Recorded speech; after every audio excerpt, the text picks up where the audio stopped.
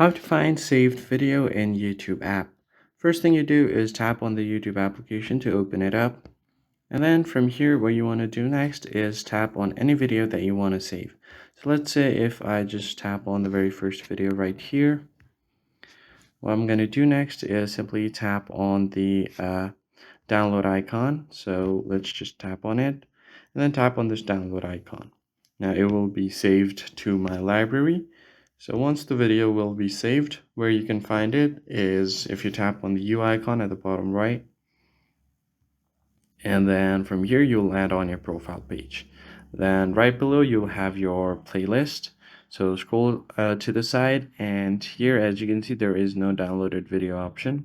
But if you tap on downloads right below your video, you'll be able to see all of your downloaded videos that will be there for 30 days. And that's pretty much it. I hope this tutorial was helpful to you guys. I'll see you on the next one.